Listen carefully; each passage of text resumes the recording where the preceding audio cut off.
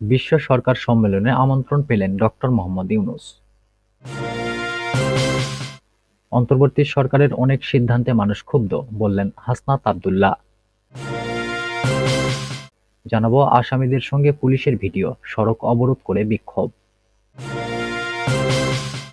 এদিকে রোহিঙ্গা সংকট সমাধানে বাংলাদেশের সঙ্গে কাজ করবে ইউএনএইচসিআর। সর্বশেষ জানাবো ময়মনসিংহে সমন্বয়ক দাবি করা যুবক ও সহযোগী ভারতীয় চোরাই পণ্যসহ আটক। এতক্ষণ শুনছিলেন সংবাদ শিরোনাম, এবারে বিস্তারিত। বিশ্ব সরকার সম্মেলনে আমন্ত্রণ পেলেন ডক্টর ইউনূস। সংযুক্ত আরব আমিরাতের দুবাইয়ে আগামী ফেব্রুয়ারিতে অনুষ্ঠিত হতে যাওয়া বিশ্ব সরকার সম্মেলনে অংশগ্রহণের আমন্ত্রণ পেয়েছেন প্রধান উপদেষ্টা ডক্টর মোহাম্মদ ইউনূস। বুধবার সুইজারল্যান্ডের সুইস শহরে বিশ্ব অর্থনৈতিক ফোরামের বার্ষিক সভার পাশে অনুষ্ঠিত দ্বিপাক্ষিক বৈঠকে অধ্যাপক ইউনূসকে এই আমন্ত্রণ জানান আমিরাতের সংস্কৃতি ও শিল্প কর্তৃপক্ষের চেয়ারপারসন শেখ লতিফা বিনতে মোহাম্মদ বিন রাশিদ আল মাকতুম। এবছর ১১ থেকে ১৩ ফেব্রুয়ারি পর্যন্ত বিশ্ব সরকার সম্মেলন অনুষ্ঠিত হওয়ার কথা রয়েছে। বৈঠকে উভয় পক্ষই বিশ্বকে নেতৃত্ব দেওয়ার ক্ষেত্রে তরুণদের সম্ভাবনা নিয়ে আলোকপাত করেছে। বিশ্ব অর্থনৈতিক ফোরামে অংশ নিতে সুইজারল্যান্ডের স্থানীয় সময় মঙ্গলবার সকাল ১০টায় প্রধান উপদেষ্টা জুরিখে আন্তর্জাতিক বিমানবন্দরে পৌঁছান। প্রধান উপদেষ্টাকে স্বাগত জানান সুইজারল্যান্ডের জেনেভার রাষ্ট্রদূত মোহাম্মদ আরিফুর রহমান। আগামী ২৫ জানুয়ারি তার দেশে ফেরার কথা রয়েছে। অন্তর্বর্তীকালীন সরকারের অনেক সিদ্ধান্তে মানুষ ক্ষুব্ধ, বললেন হাসনাত আব্দুল্লাহ। নিত্যপণ্যের দাম বৃদ্ধি ও বিভিন্ন পণ্যের সরকারের বর্ধিত কর নিয়ে মুখ খুলেছেন বৈষম্য বিরোধী ছাত্র আন্দোলনের আহ্বায়ক হাসনাত আব্দুল্লাহ। যখন চালের দাম বাড়ে, নিত্য প্রয়োজনীয় পণ্যের দাম বাড়ে, তখন অধিকাংশ মানুষ ধরে নেয় দেশটা ভালো নেই। বুধবার সন্ধ্যায় নিজের ভেরিফাইড ফেসবুক পেজে এক দীর্ঘ পোস্টে এ মন্তব্য করেন হাসনাত। এ সময় অন্তর্বর্তী সরকারের অনেক সিদ্ধান্তে ক্ষুব্ধ বলে মন্তব্য করেন এই ছাত্র প্রতিনিধি। তবে সরকারকে তারা জনগণের কল্যাণে যৌক্তিক দাবি দেওয়া নিয়ে চাপে রাখতে পেরেছে বলে দাবি তার। হাসনাত আব্দুল্লাহ তার স্ট্যাটাসে বলেন, এই দেশের অধিকাংশ মানুষ সহজ সরল জীবনযাপনে অভ্যস্ত। দেশটা কেমন আছে সেটাও তারা বোঝার চেষ্টা করেন সহজ হিসাব নিকাশের মধ্যেই। যখন চালের দাম বাড়ে, নিত্য প্রয়োজনীয় পণ্যের দাম বাড়ে, বাবা মা সন্তানের মুখে পুষ্টিকর খাবার তুলে দিতে ব্যর্থ হয় মানুষ, তখন তারা ধরে নেয় দেশটা ভালো নেই। লুটপাটের অর্থনীতি জারি রেখে দেশের বিপুল পরিমাণ অর্থ বিদেশে পাচার করেছে ফ্যাসিজমের দোসররা। রাষ্ট্রীয় প্রকল্পগুলো থেকে জনগণের কোটি কোটি টাকা আত্মসাৎ করে আমাদের অর্থনীতিকে করেছে ভঙ্গুর। চাঁদাবাজির অত্যাচারে অতিষ্ঠ হয়ে অনেক তরুণ উদ্যোক্তা ব্যবসা করতে পারেনি, কিন্তু বিগত স্বৈরাচার আমাদের বলতে দিত না। জুলাইয়ের স্বাধীনতায় গণমানুষ আবার নিজেদের কথা বলার, হতাশা ব্যক্ত করার, প্রতিবাদ করার সক্ষমতা ফিরে পেয়েছে। মজলুম মানুষের এই নানামুখী যন্ত্রণা দিন শেষে ফ্যাসিজমের কবর রচনা করেছে বাংলাদেশে। এদেশের মানুষকে দমন করে, নিপীড়ন করে, অত্যাচার করে শাসন করা অসম্ভব। আজ হোক বা কাল আমরা প্রতিবাদ করবই। অন্তর্বর্তীকালীন সরকারের নানা সীমাবদ্ধতা ও অদক্ষতার বিরুদ্ধেও আজ মানুষ প্রকাশ্যে অবস্থান নিচ্ছে।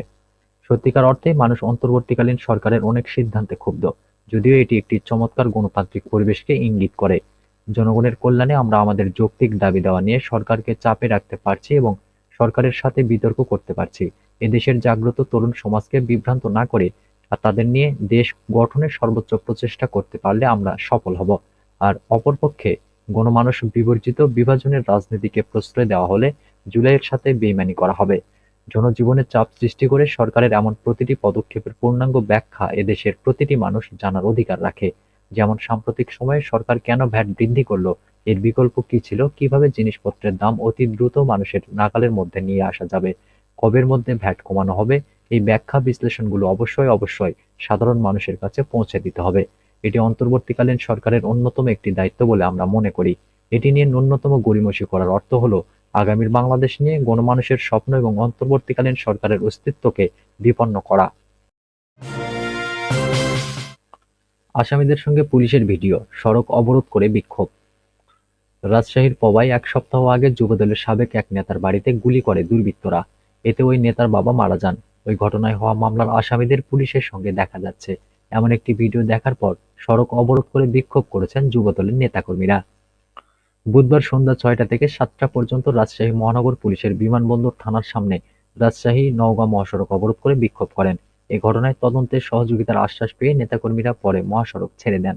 এর আগে ১৪ জানুয়ারি মধ্যরাতে পবার ভুগরইল গ্রামের যুবদল নেতা সালাউদ্দিন মিন্টুর বাড়ি লক্ষ্য করে গুলি করে সন্ত্রাসীরা।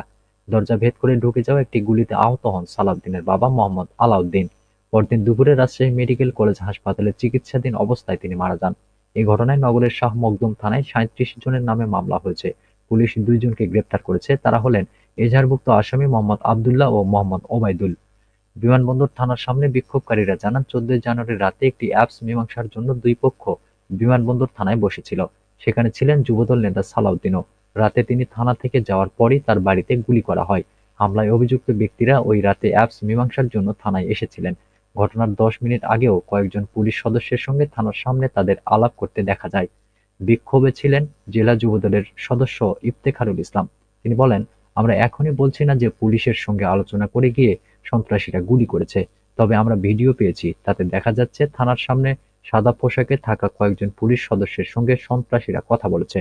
এ থেকে বোঝা যায় পুলিশ তাদের প্রত্যেককে চেনে। বিমানবন্দর থানা পুলিশ যেন শাহ মখদুম থানার মামলার তদন্তকারী কর্মকর্তাকে সহযোগিতা করে, সেই দাবি নিয়ে আমরা থানার সামনে মহাসড়ক অবরোধ করেছিলাম। রোহিঙ্গা সংকট সমাধানে বাংলাদেশের সঙ্গে কাজ করবে ইউএনএইচসিআর।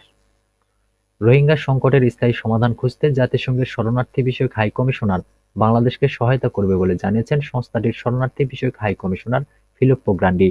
সুইজারল্যান্ডের দাভোসে বিশ্ব অর্থনৈতিক ফোরামের বৈঠকের ফাঁকে স্থানীয় সময় মঙ্গলবার বাংলাদেশের প্রধান উপদেষ্টা অধ্যাপক মোহাম্মদ ইউনূসের সঙ্গে বৈঠকের পর গ্রান্ডি এ কথা বলেন।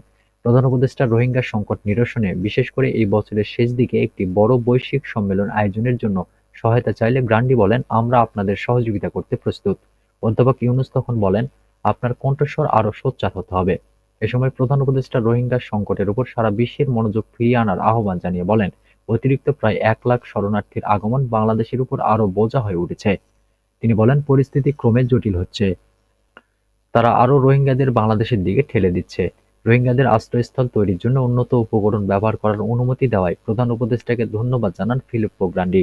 এর আগে রোহিঙ্গাদের শুধু বাঁশ ও তাঁবু দিয়ে আশ্রয়কেন্দ্র তৈরির অনুমতি দেওয়া হতো। বৈঠকে মিয়ানমারের রাখাইন রাজ্যের মানবিক পরিস্থিতি নিয়েও আলোচনা করেন অধ্যাপক ইউনূস ও গ্রান্ডি। রাখাইনে বিদ্রোহী গোষ্ঠী আরাকান আর্মি মিয়ানমারের সামরিক বাহিনীর বিরুদ্ধে লড়াই করছে। প্রধান উপদেষ্টা বলেন, তিনি রোহিঙ্গা সংকট অবসানে উচ্চ পর্যায়ের একজন প্রতিনিধি নিযুক্ত করেছেন। ওই প্রতিনিধি সব দেশের সরকার ও আন্তর্জাতিক সংস্থার মধ্যে সমন্বয় করছেন। ময়মনসিংহে সমন্বয়ক দাবি করা যুবক ও সহযোগী ভারতীয় চোরাই পণ্য সহ আটক।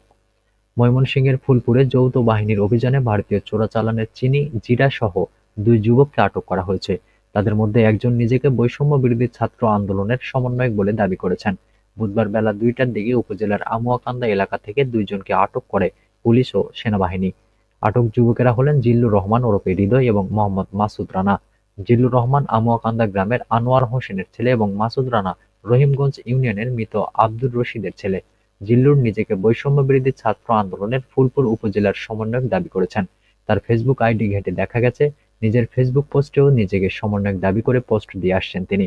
এছাড়া ৫ আগস্ট পরবর্তী সময়ে স্থানীয় প্রশাসনের সব কার্যক্রমে অংশ নিয়ে আসছেন। পুলিশ জানিয়েছে, উপজেলার আমুয়াকান্দা এলাকার গুদামে ভারতীয় পণ্য মজুত রয়েছে এমন খবর পান যৌথ বাহিনীর সদস্যরা। পুলিশ ও সেনাবাহিনীর সদস্যরা বেলা ২টার দিকে সেখানে উপস্থিত হন এবং অভিযান চালান। ঘটনাস্থল থেকে বৈষম্য বিরোধী ছাত্র আন্দোলনের সমন্বয়ক পরিচয় দেওয়া জিল্লুর রহমান ও তার সহযোগী মাসুদ রানাকে আটক করা হয়। গুদামটি থেকে ১২৭ বস্তা ভারতীয় চিনি ও ১৬ বস্তা ভারতীয় জিরা জব্দ করা হয়। এর বাইরে গুদামটি থেকে কাগজপত্রবিহীন একটি সুজুকি জিক্সার মোটরসাইকেল, একটি সেলাই মেশিন ও ১৯৫টি খালি বস্তা জব্দ করা হয়েছে। ফুলপুর থানার ভারপ্রাপ্ত কর্মকর্তা মোহাম্মদ আব্দুল হাদী বলেন, জিল্লুর রহমান বৈষম্য বিরোধী ছাত্র আন্দোলনের সমন্বয়ক হিসেবে এলাকায় পরিচিত। অভিযান চালিয়ে সহযোগী সহ তাকে আটক করা হয়। অবৈধভাবে ভারতীয় মালামাল মজুত রাখার অভিযোগে তাদের আটক করা হয়। তারা কতদিন ধরে এ ধরনের কর্মকাণ্ডে যুক্ত রয়েছেন তার তদন্ত শেষে বলা যাবে। আপাতত তাদের বিরুদ্ধে মামলা শেষে আগামীকাল তাদের আদালতে সোপর্দ করা হবে।